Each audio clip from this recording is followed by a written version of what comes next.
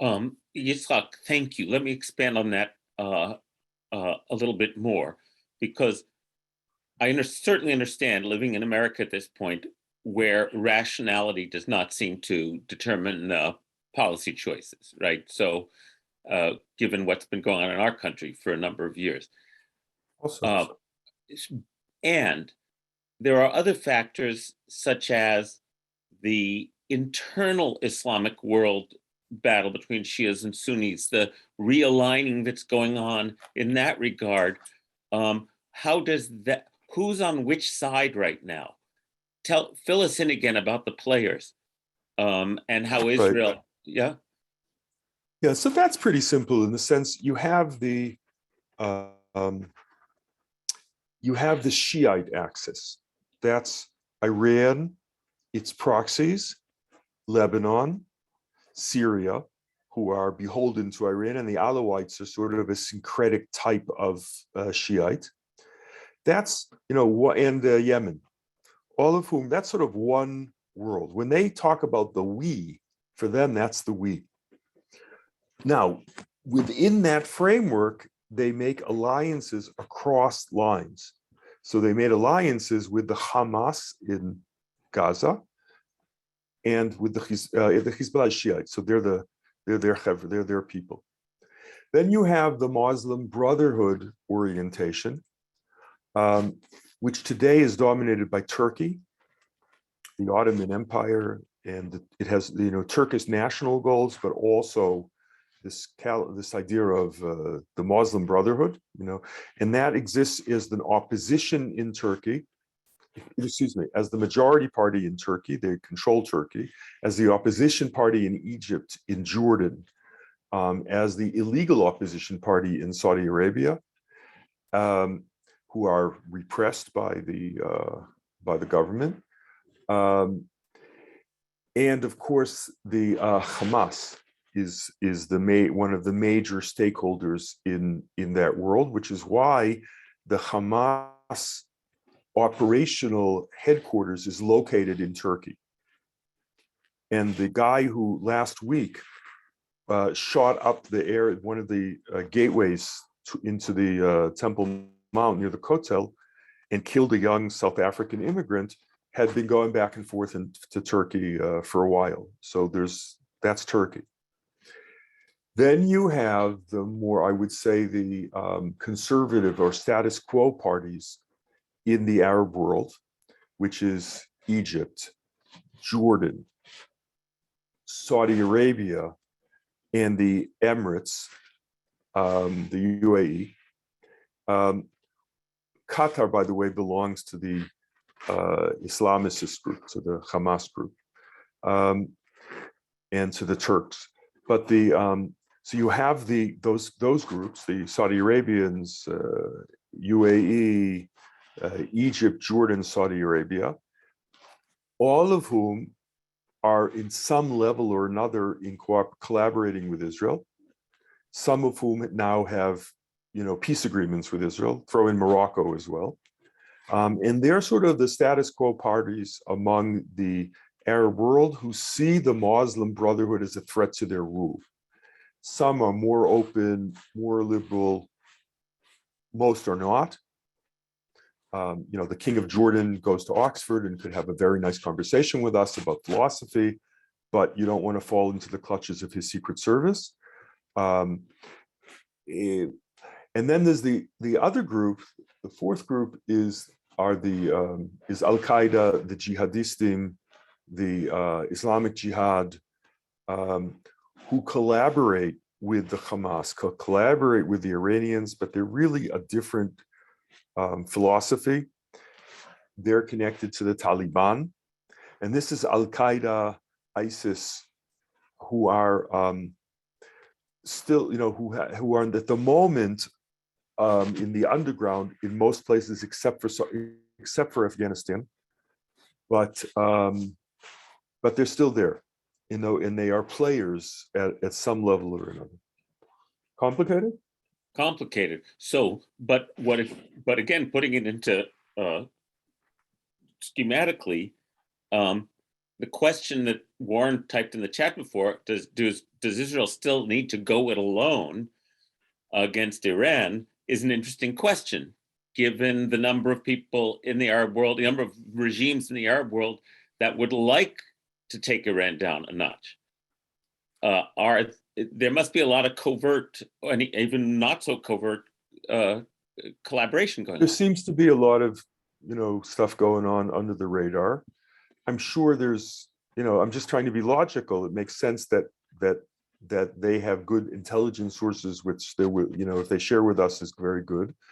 When push comes to shove, and there's a military confrontation, none of those people are going to be of any help to Israel vis-a-vis the Iranians, except by acts of omission, which is to say, to allow the Israeli Air Force to fly over the territory, to maybe, pick up pilots who get shot down. But to expect the Saudi Arabians to launch a military attack, this is not like, the United States and Iran in 1991 when they created this coalition, which we know that the United States did 99% of the work, but they had the Syrian army and the Iran and the Kuwaiti army and everybody there with a flag, but it wasn't real. It's unlikely that we would see their flags.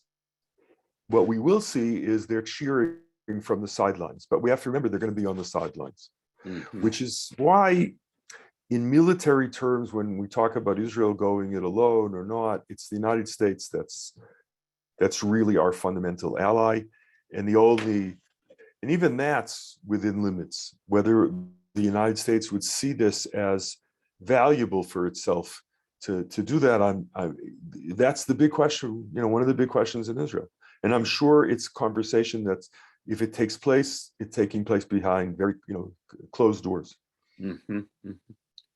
How does the collapse of Lebanon, which seems like a real tragedy to me, how does that impact Israel at this point?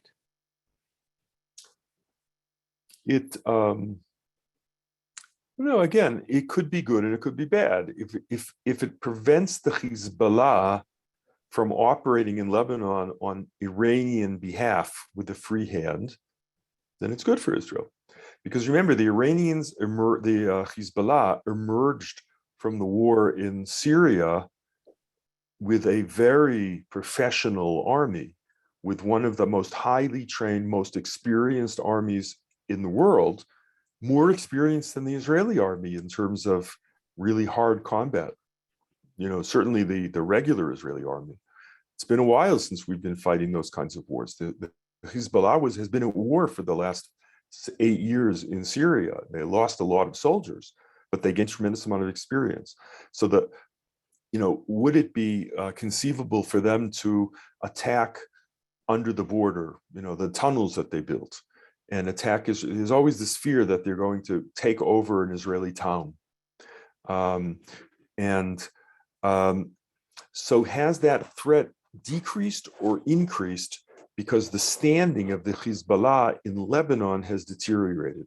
Remember, the Hezbollah made a strategic decision many years ago to become a player politically in Lebanon, to be integrated into the Lebanese government, to more or less use the Lebanese army as an extension of their own, the Hezbollah's military, but to keep the control of them on the security side. But they do need, and they tried to achieve, support outside the Shiite community for the Hezbollah, and they are Lebanese, right? So it's an interesting dynamic. So the fact that Lebanon is imploding, in that the Hezbollah is part of the rulers of Lebanon, and people see the Hezbollah as responsible, maybe it weakens their hand, but maybe it will do the opposite. Maybe they'll say, okay, we've lost our political strategy, so let's go back to where we were in 2006. A lot of that has to do with their interrelationship with the Iranians and whether they have the ability to say no to the Iranians. That's a very good question, and I'm not sure we know the answer to it. Wow. David Kagan just put a question in. Do you have an insight into the general attitude in the UK and the rest of Europe on the issue of Iran's nuclear development?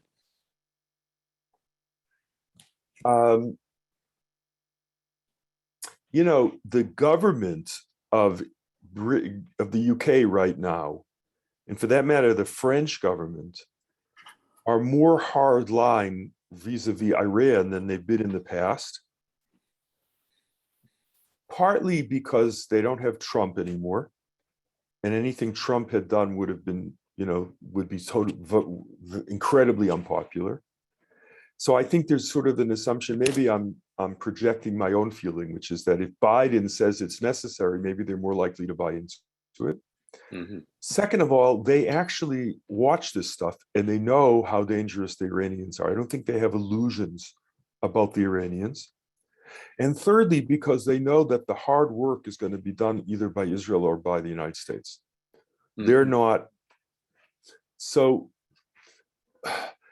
I would say when the United States pulled out, when Trump pulled out of the agreement with the Iranians, then the British and the French were livid because they were signed off on their agreement. They were also dreamers, right? They believed that they would make a ton of money through commerce with the Iranians, and that somehow the worst comes to worst, the Iranians would nuke Israel, but it wouldn't affect them. So I'm not turning them into the Sadiqei Adur, into the righteous of our generation. But I think the dynamic between the British and the French and the United States has changed a little bit.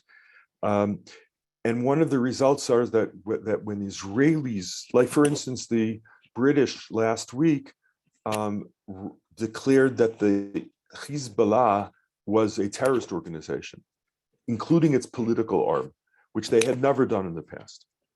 And there are conversations going on between Bennett and the Prime Minister of England, and also Herzog is there now, conducting political talks. Now, Herzog comes from the left in Israel. So even if he's the president and is not supposed to take left-wing positions, when it comes to Iran, there really are no left-wing positions. So that's a very interesting dynamic that's going on there as well. That's the most. Now, on the street is something else. On the British street, the anti-Israel climate is fierce. We see it all the time.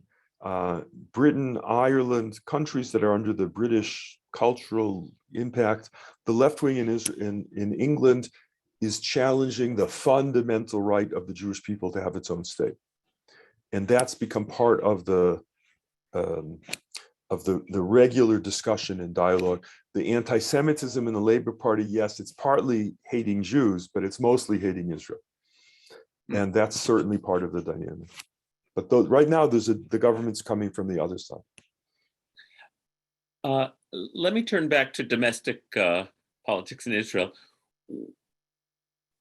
What are the possible outcomes of Netanyahu's trial? How do you see it?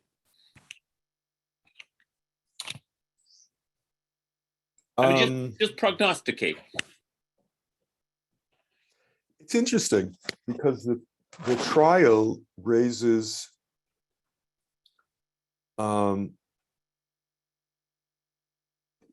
it could go either way, right? One question is whether the prosecution will prove its case, which is that what Netanyahu did was, that he did it, what they're claiming that he did. Secondly, and this is unknown territory, whether the judges will decide that this constitutes a crime.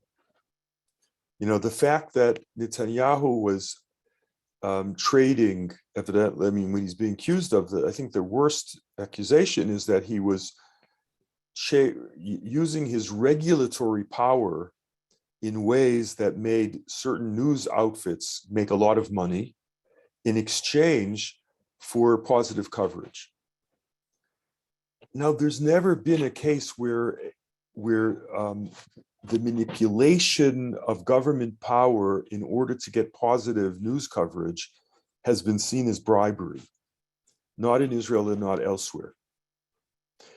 It's certainly a perversion of the system, it's certainly corruption, but is it illegal?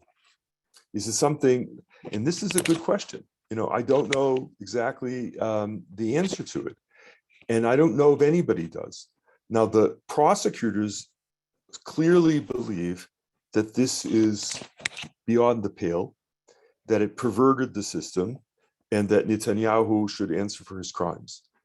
What we have to see is whether they can prove their case.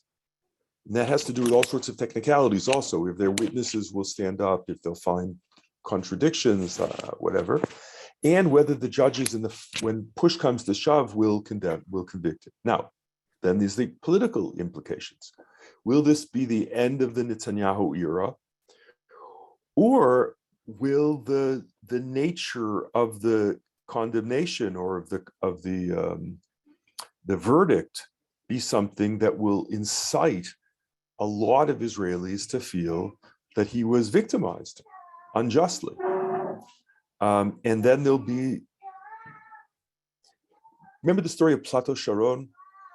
Plateau Sharon was a French Jew who, of Moroccan origins, who in the 60s, 70s, moved to Israel, fled to Israel because he was being accused of embezzling a lot of money in his French company. And he ran for Knesset on the platform of vote for me so I won't be extradited to France. I'm one of your, I'm from the neighborhood.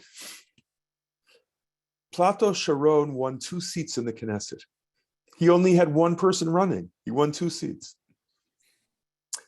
Ariel Derry was the head of Shas, was accused years ago of using his power as the Minister of Interior for all sorts of paybacks and nefarious activities. And in the end, he came out strengthened.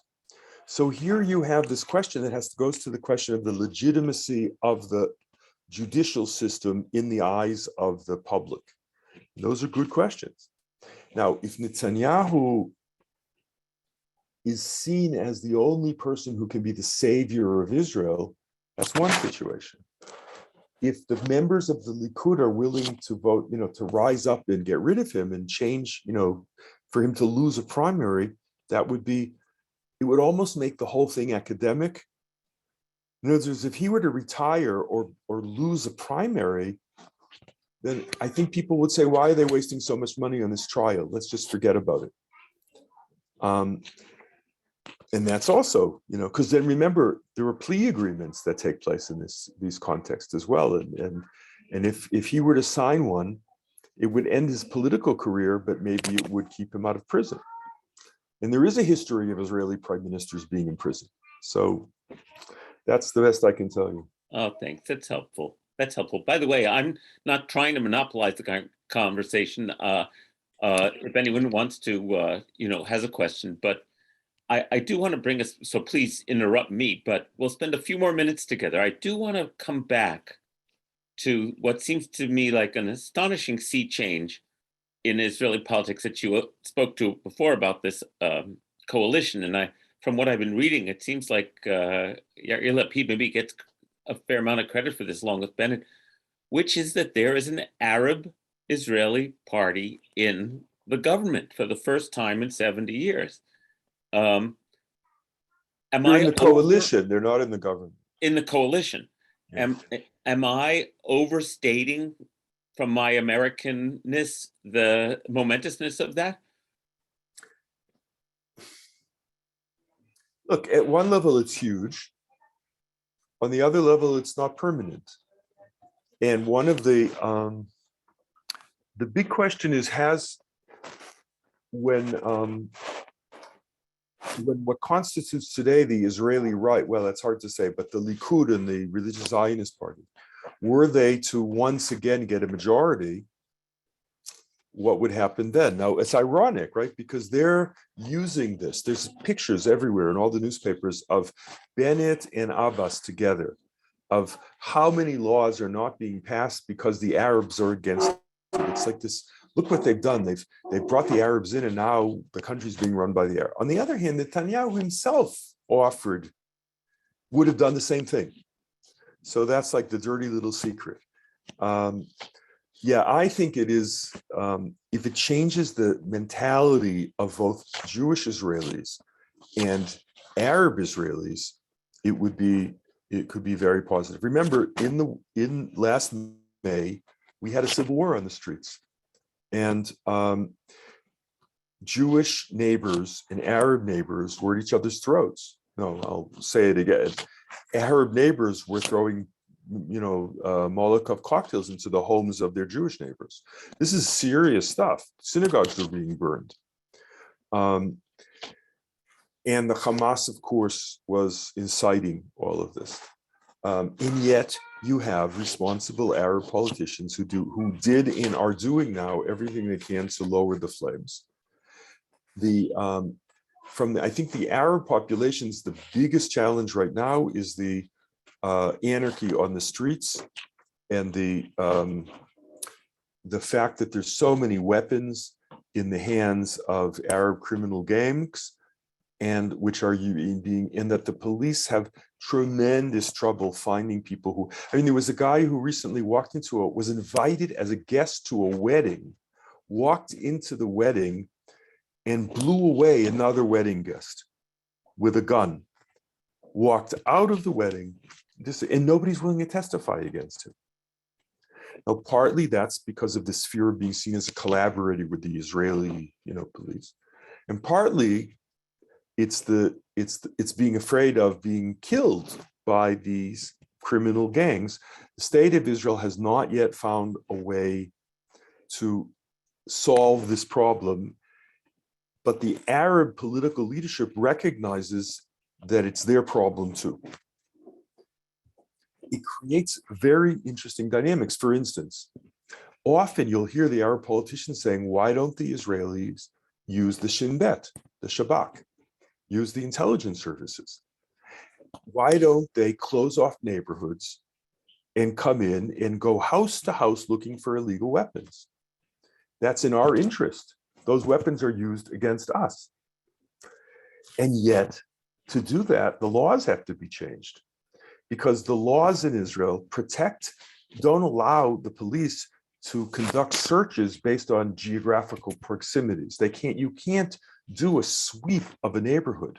You have to have some kind of intelligence that goes to a judge that allows you to enter. It's like a warrant. You need justification to issue a warrant. The Shin Bet operates on national security issues. They do all sorts of stuff in the gray area, developing intelligence sources. It's not simply listening into somebody's telephone. It's a lot more complicated. And so here you have Arab politicians demanding that Israel use the anti-terrorist capacities against criminals in the Arab world. I don't know what the answers are. Not simple, but it's a fascinating sea change in this dynamic. But I have a feeling that it's going to get worse before it gets better. Is it fair to say that years and years of Arab towns being underfunded by the government, which I read about, is contributed to the lack of order? I'm not sure.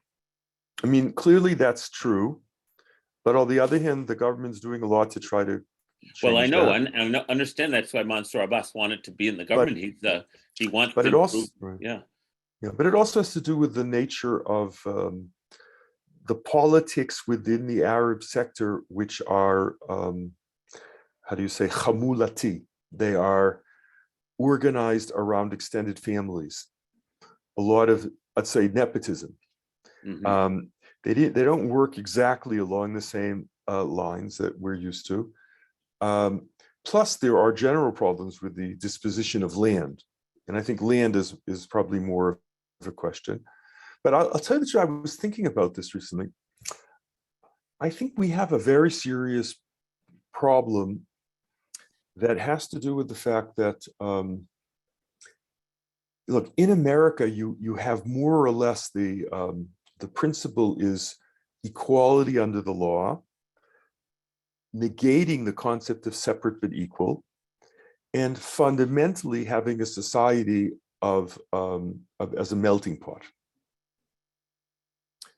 which means that you want graduates of schools, if they're in the South Bronx or in Park Avenue, to be able to communicate with each other.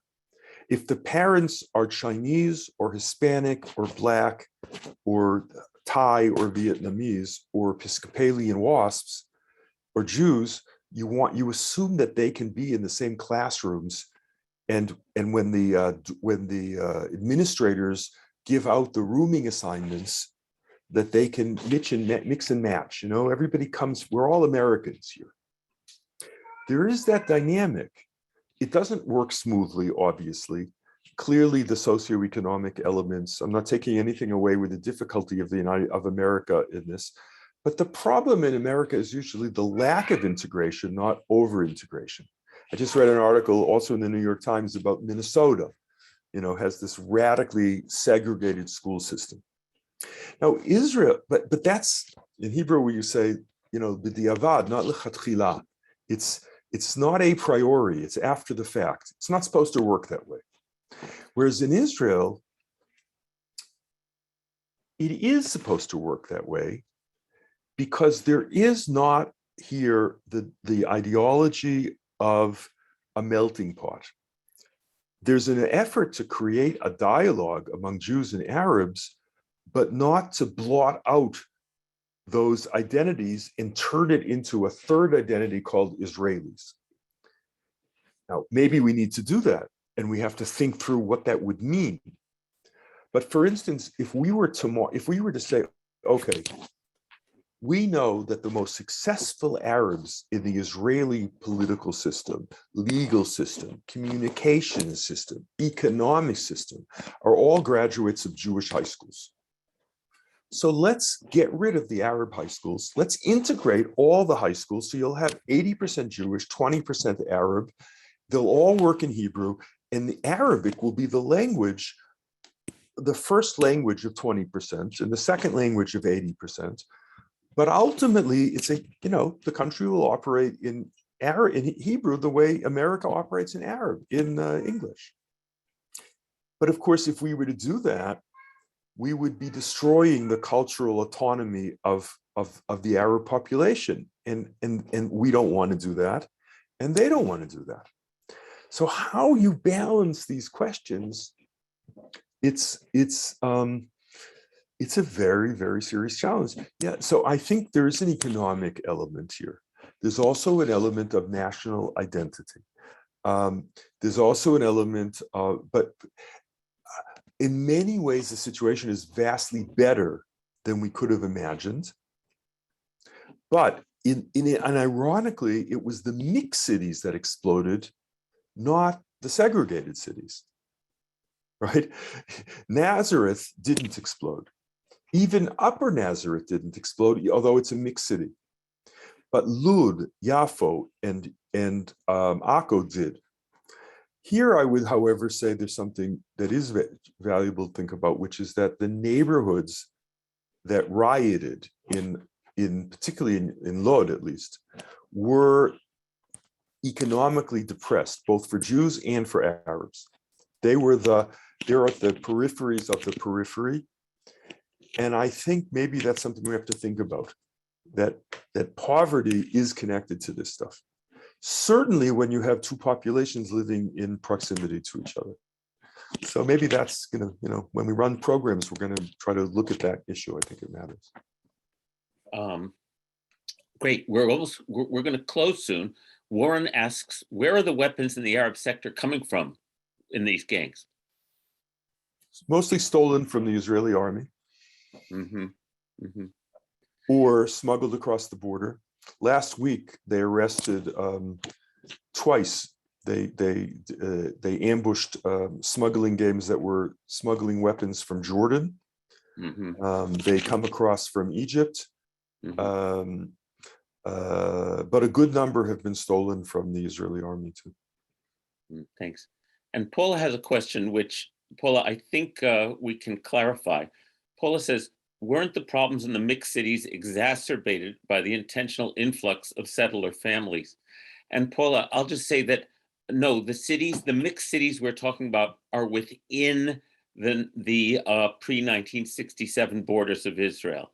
So those were not settler families. Those are simply cities in which there have historically been, at least since the founding of the state, is Jewish and Arab Israelis Yeah. living in it. Does that make Yeah, No, sense? I understand that. but Paul, Oh, I would hold on, say hold on, Paula, to Paula that she's right a little. Oh, she is right a little. Good. I'm glad you asked then. No, because particularly if you read Haaretz, there has been in recent years an influx into the mixed cities of young, in the beginning idealistic, later on just regular folks, mostly from the religious Zionist community, some of whom come from settlements over the Green Line, some of whom come from Ramat Gan, Petah Tikva, and Tel Aviv. Some of whom are motivated because it's cheaper to live in those neighborhoods, and some of whom are motivated because there was a sense that the Jews were leaving entire neighborhoods, and they were becoming sort of like Arab enclaves within Jewish cities, and that's not a healthy thing for anybody in Israel to see that happen. And they started moving into these neighborhoods. Now, generally, newspapers like Haaretz will call them settlers, define this as a negative element, and look for reasons for this to be explosive. And we can understand those reasons because socioeconomically, there's a great gap. I'll give you an example of the place that I know the best, which is Lud, where the Jews moved in recently and who are called settlers, is a neighborhood called Ramat Eshkol that was built in the 50s and 60s as a neighborhood for immigrants from North Africa primarily, a Jewish neighborhood with, I don't know, an Indian, several Moroccan, Syrian synagogues, like mainline poor Jewish neighborhood in the city of Lud.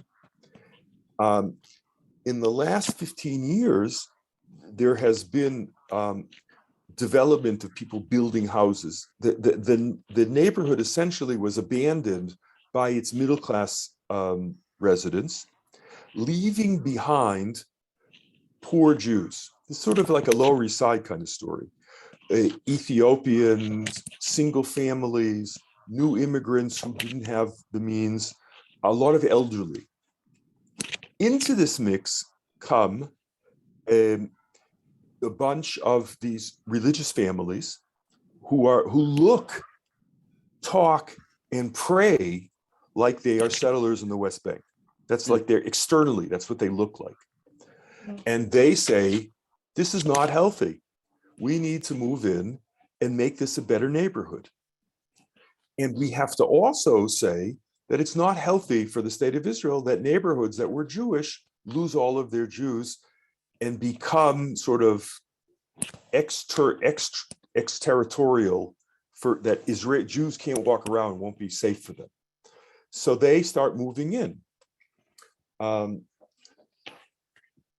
have to tell you the truth that when Ashkenazi middle class educated Jews move into Jewish neighborhoods that are depressed and that have a very low socioeconomic standard and drug problems and things like this, this has led to massive violence as well between Jews, even they go to the services together. I know personally of cases like this in Ir Ganim, in the Kibbutz Reshit. But over the years, what ended up happening in these communities is that people came together, the drug lords were driven out, the neighborhood improved radically, the property values became, from instead of an apartment being worth $3,000, it was worth $100,000. The neighborhood as a whole gentrified and improved, and the schools built in those neighborhoods for the poor kids ended up being a magnet for the upper middle class of Jerusalem. That, however, is not the model that's happening yet in places like Lud. The gap between these populations, these like idealistic Jewish kids who see themselves on a national mission, and but who are in a very different place socioeconomic. These are people who work in high tech and lawyers and doctors, and then and they're living in tenements in the same building as families that are immersed in the cultural of poverty and who also are Arabs. So there's a lot of explosive, the miracle is that this hasn't exploded over the years, and that until last May, it was safe for women to walk around in the middle of the night in these neighborhoods. Something happened in May that this connection between the social, economic, national resentments all percolated to the surface and they exploded. And I'll tell you something honestly, I was thinking of moving at least part-time to Lud to participate in this urban renewal project because I really believed in it.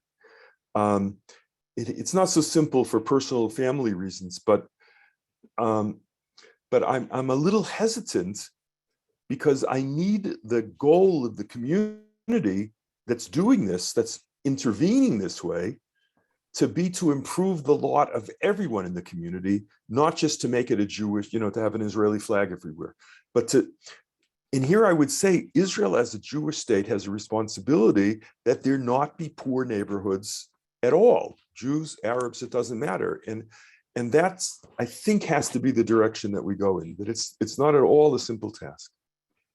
That was, Paula, thank you for that question, because it leads to this nuance that we never, and again, this is why in better days, I wanted to take us all to Israel regularly, because you go to Lod, which we did with Keshet, visited a high school, talked to the principal, and you start to understand the how many layers are going on here. Yeah. Yeah, so many layers. Provocative question. Yeah. Well, thank you for that nuanced answer. The layers of the financial aspect, the political, and the religious. Right. And it's so easy to sit on the outside of this. I don't mean you, I mean Israeli journalists, and say, oh, I understand why these Arabs are furious that all of a sudden there are Jews celebrating Independence Day in Lud. No wonder they're so furious. Whereas,